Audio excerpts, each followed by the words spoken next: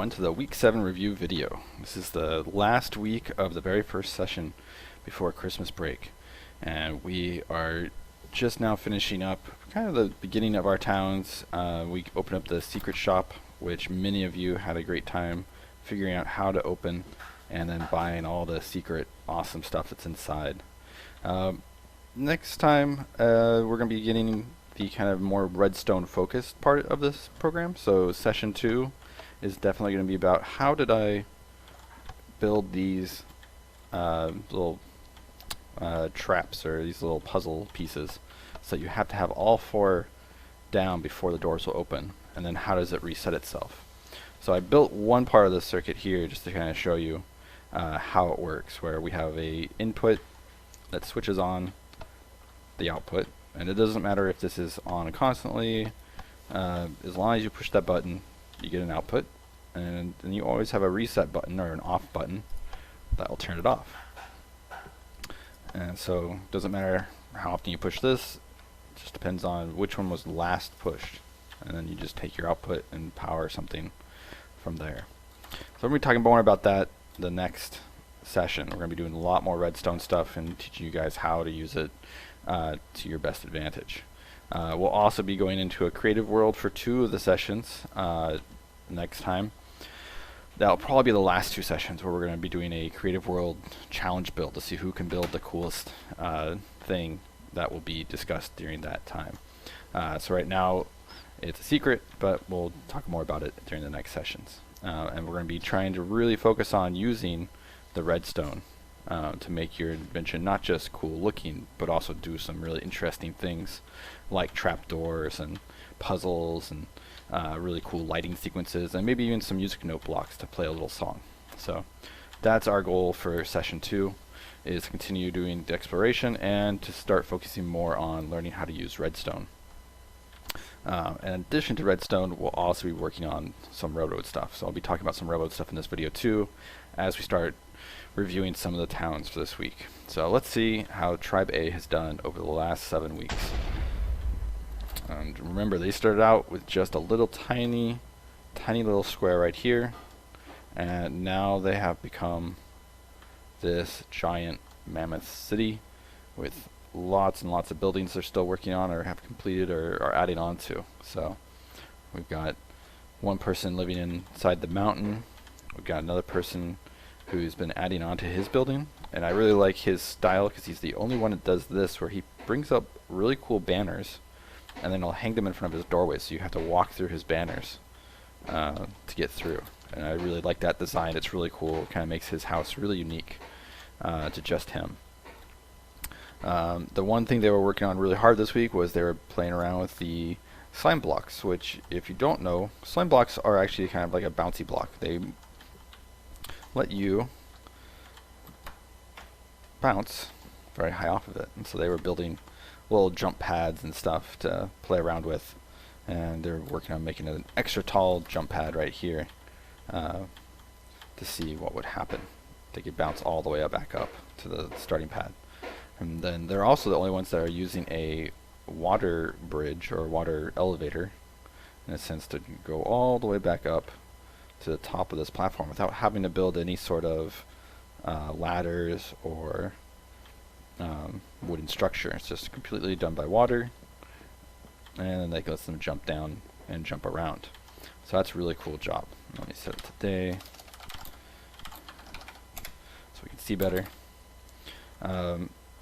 We know that 144278 is now adding a second story and possibly a roof building to his place. We know that Bob has finished up his carpet last time, but he's been doing a few extra things to make it a little bit nice. And then they've been working on their Garden of Eden. Haha, good pun there. And so they're working on this floating garden. They're going to be finishing up. They've got a few border issues. They've got to buy some more land because this part is still in the wilderness. So they've got to get some more money, add it to the town bank, and then expand their town. But they are now, I think, one of the bigger, yeah, they've got 10 plots they've bought, so that's quite a bit of money. They put 250 money into this town already just for buying the land. So it's doing really, really well. It's really cool. It's really unique. And I'm hoping to see how it progresses this next session. And then Tribe B. Tribe B is the only group that's really making a ton of railroad stuff, which is really awesome. They're really working on connecting everything railroads, and they've also started adding in switched railroad tracks so they can control where their cart goes. Now, the switches are pretty nice, but they're not very good if you're in a minecart and you need to make that change right away. So I've actually shown them how to use a detector rail, which looks like a normal railroad tie. The main difference is you can see there's a little bit of some lines right here. And then you take that and you power it with the redstone, whoops, back into the railroad switch right here. And you'll see now, if I come from this direction on my minecart, I'll just go along and follow through. But if I start over here, and once I hit that detector rail, see it switches over, and now my journey can go anywhere I want to.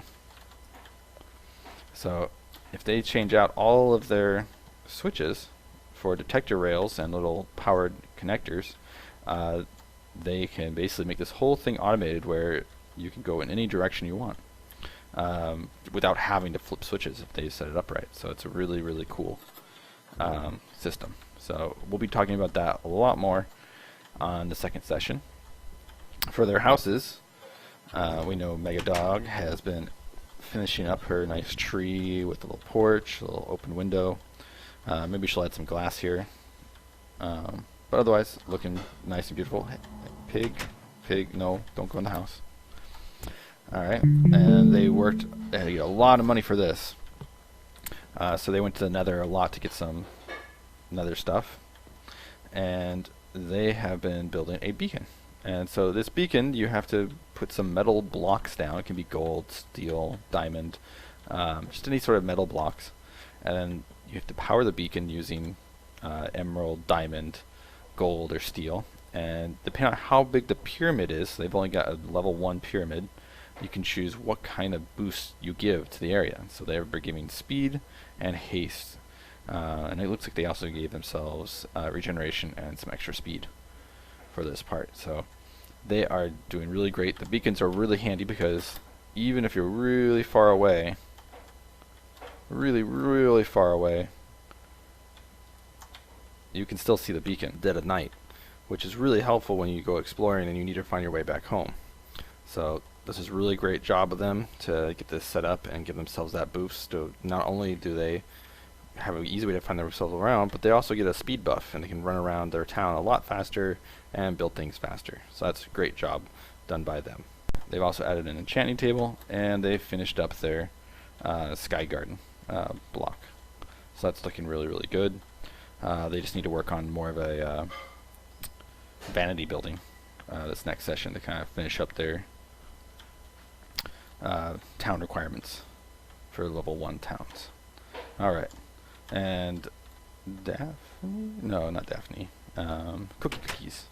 She's also been adding onto her house. She's got a second floor that she hasn't really started building on yet, but it's looking really nice. And I'm looking forward to seeing all that cool stuff this next session. And let's see, Tribe C. Tribe C was having lots of fun. They were building all sorts of crazy stuff with sign blocks to try and bounce themselves up and over and do all sorts of interesting things. So I know that Dog Rules built this, where you can stand on it and launch yourself. Oh, didn't make it. It's a little bit tricky. He's making this to get himself up to a secret platform for a little bit of parkouring. So that was doing really well, and that was really cool to see them kind of working through how did they get this to work, how did they power things properly, and just kind of figuring out the engineering problems that we were having. And they went and got it's more exploring too, so they know they were in the mines. And Tribe D. Tribe D. Apparently, everybody in Tribe D figured out how to make snow golems. So now everybody's houses are covered in snow, and Daphne had to put her snow golem into timeout because he was making too much snow everywhere for her to handle. So lots and lots of fun there. I think just about everybody's house right now is covered in snow because they have snow golems. So that was funny to see. It was interesting that it worked, and they were having a lot of fun with that.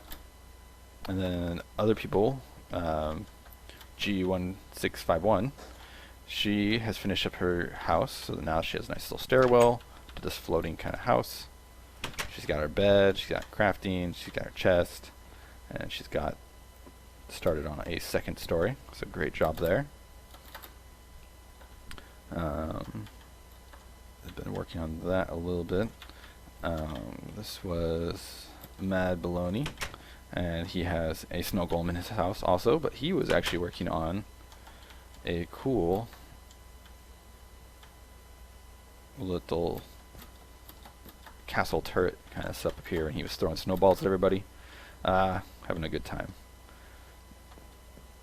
And so that was pretty much this group. They had a few people missing this week, but they were building up more and more bigger buildings, finishing up some stuff, adding some lights. I'm hoping they can figure out where they want to do their garden and or vanity building and get started on that session 2. They're a bit scattered right now on what they're all trying to accomplish, so it's a little bit messy. And Tribe D, or Tribe E. There we go. Tribe E. TNT Miner, the leader, has fixed up his house a little bit more. He's added a second story to it. Lights and, you know, glass and everything, bed. Added a little note block. Play some music. And he's still got his little private entrance into the dungeons down there. They've got their wheat fields going, and then they were spending some time also building a big giant jumping platform onto some slime blocks so that they can climb all the way up here, all the way up, all the way up, all the way up. Still going, still going. It must have taken them forever to get this built. So now they're all the way up here, and they can jump down. And let's see how far they bounce. All the way up. Oh my goodness. So they were having fun with that, and they also started working on this house a little bit more to get it kind of completed. And then over here, I know that Skullpin added an enchantment table, so they're working on getting their equipment better so they can go into the nether and get some of those nice expensive nether rocks to sell back in the main town. So that was all the progress they've made since the beginning. I'm really impressed with everything they've done, and I'm hoping to get everybody started again next session. Have Math World be done a little bit more by everybody. Right now, most people have kind of done number 1. Some people have done number 2, and I'm hoping to see more people start doing 3, 4, 5, 6, 7, and maybe even 8 next session. I know this by around 6 and 7 it becomes a little bit harder for the 4th graders because it's a little bit stuff they haven't learned, but I'm hoping that they give it a try and get a lot of money from it so they can buy stuff from the secret store and really advance things. And then we'll also be opening up the Redstone world where we can start learning how to use Redstone better and all the cool things we can do with our towns if we make Redstone, you know, built into things and make things faster for everybody to do. So that is what we will be working on next session, and I'm looking forward to it a lot. I'll also be making a few extra videos over the break to introduce some Redstone